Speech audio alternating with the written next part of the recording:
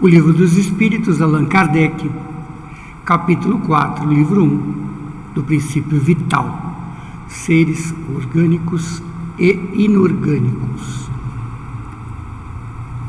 Os seres orgânicos são aqueles que têm em si uma fonte de atividade íntima, que lhes dá a vida. Nascem, crescem, reproduzem-se e morrem. São providos de órgãos especiais para a realização dos diferentes atos da vida, apropriados às suas necessidades de conservação. Deles fazem parte os homens, os animais e as plantas. Os seres inorgânicos são todos aqueles que não têm nenhuma vitalidade, nem movimento próprio, e que são formados pela agregação da matéria, tais como os minerais, a água, o ar e tantos outros. Então você não vai ver, por exemplo, um ser orgânico se movimentando por aí, andando. Você não vai ver uma rocha, uma pedra andando por aí. Obviamente que elas têm movimento com os intempéries na natureza. Então, por exemplo, com os vulcões, elas são jogadas longe, as pedras. Com os mares, as pedras também vão e vêm. Pergunta 60. É a mesma força que une os elementos da matéria nos corpos orgânicos e nos corpos inorgânicos. Então é a mesma tipo de força, o tipo de energia que une tanto os orgânicos como os inorgânicos, tanto, por exemplo, uma rocha como o homem, tanto um mineral como um cachorro. A resposta é sim. A lei da atração é a mesma para todos. Então a organização material, física, é tanto para os animais, para o homem, para as plantas, como para os minerais, o ar, a água. Pergunta 61. Existe uma diferença entre a matéria dos corpos orgânicos e a dos corpos inorgânicos? Se existe uma diferença entre uma coisa e outra, entre os orgânicos e os inorgânicos?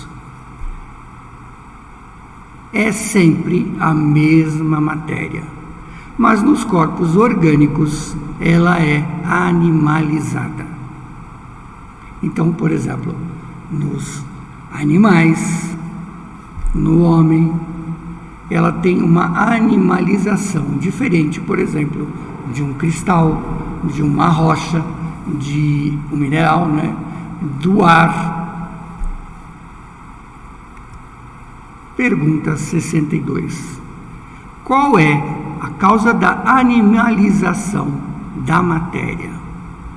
Quer dizer, qual é a causa que faz a matéria ser animalizada, ter esse movimento? Seria então sua união com o princípio vital. Então nós temos lá matéria e o princípio vital que dá a vida. Pergunta 63. O princípio vital reside em um agente particular ou é apenas uma propriedade da matéria organizada? Em outras palavras, é ele o efeito ou a causa? É tanto um quanto o outro. A vida é um efeito produzido pela ação do agente sobre a matéria. Esse agente, sem a matéria, não é vida. Da mesma forma que a matéria não pode viver sem ele. Então a união entre um e entre outro é que dá a vida. A matéria sem ele não é matéria animalizada.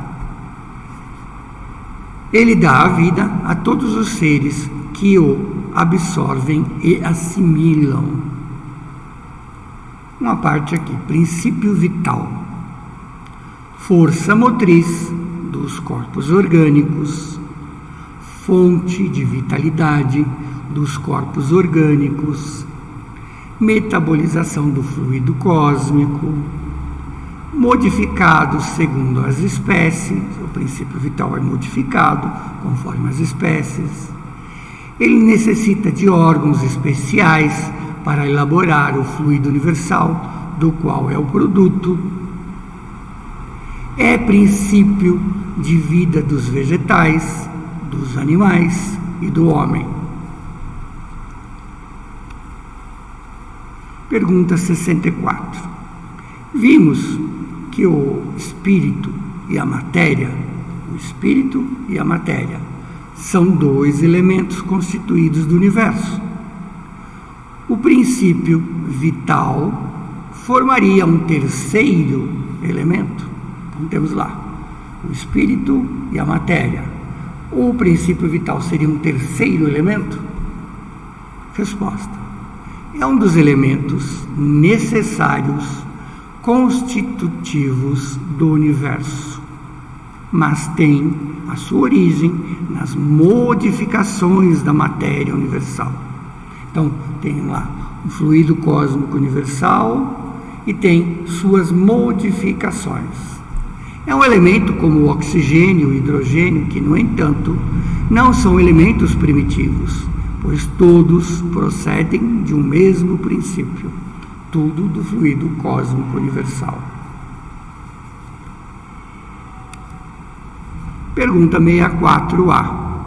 Parece resultar disso que a vitalidade não tem como princípio um agente primitivo distinto, sendo antes uma propriedade especial da matéria universal, devida a certas modificações desta. É essa a consequência do que dissemos. Então, são fluido cósmico universal, tem Deus, fluido cósmico universal, o Espírito, princípio inteligente, e as modificações do fluido cósmico universal. Então, tem, por exemplo, do fluido cósmico universal, tem o perispírito, tem a parte material do nosso organismo, tem o fluido vital, tem a união desses ambos para se formar um corpo humano.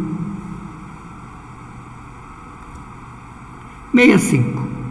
O princípio vital reside em um dos corpos que conhecemos. Ele tem sua origem no fluido universal, fluido cósmico universal. É o que se chama de fluido magnético, fluido elétrico animalizado. É o intermediário, o laço entre o espírito e a matéria. Então nós temos lá o fluido cósmico universal e nós temos as derivações, que pode ser, chamada de fluido magnético e fluido elétrico animalizado. 66.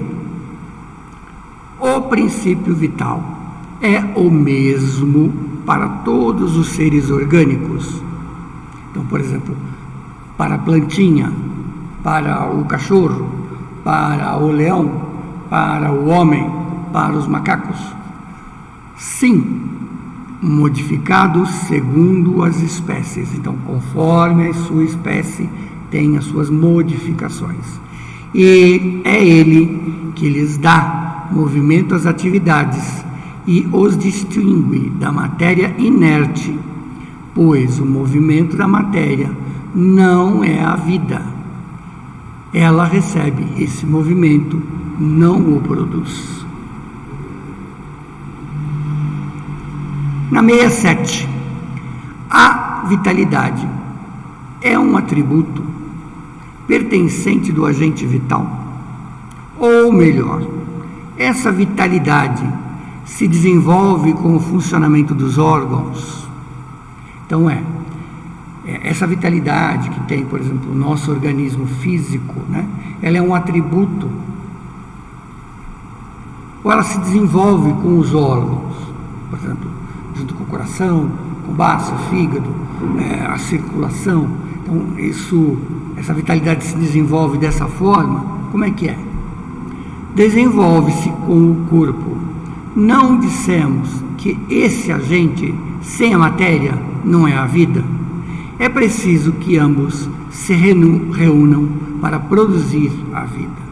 Então, por exemplo, é como uma matéria inerte que recebe uma carga energética, por exemplo, o coração, e o coração começa a pulsar, que bombeia o sangue para o organismo, que manda as informações para o cérebro, e tudo se movimenta, e ao mesmo tempo tudo se equivale, né, de uma forma entre que recebe energia e manda energia, e essa produção, ambas juntas, é que é a vida.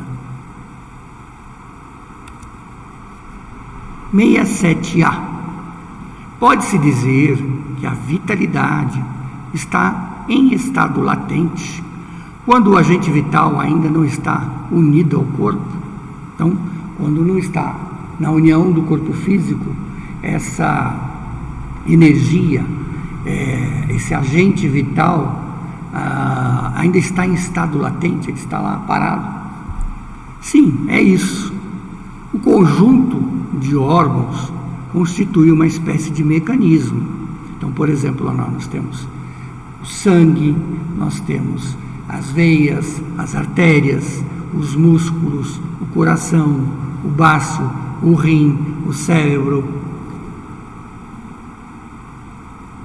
O conjunto de órgãos constitui uma espécie de mecanismo que recebe o seu impulso da atividade íntima. Quer dizer, então, esses órgãos recebem o impulso da atividade íntima. O princípio vital que neles existe. Então, tem lá o princípio vital que está pré-existente nesses órgãos. O princípio vital é a força motriz dos corpos orgânicos. Da mesma forma, o agente vital dá a impulsão aos órgãos, a ação destes mantém e desenvolve a atividade. Então, ela está lá como latente, houve o movimento, né, a vida, e aí ele se impulsiona e se movimenta e dá a propulsão e o ir e vir, né, ou seja, o circular dessa atividade vital. Da mesma forma, né, o agente vital dá impulsão aos órgãos, a ação destes mantém e desenvolve as atividades do agente vital. Mais ou menos como o atrito desenvolve o calor. Então, por exemplo, pela fricção lá, né, de duas madeirinhas, elas se movimentam, produzem um tipo de energia que daqui a pouco vira uma faísca e pega fogo na madeira, né? Ou seja, a madeira é o combustível desse atrito que vira o fogo. Com isso, nós terminamos essa parte do capítulo.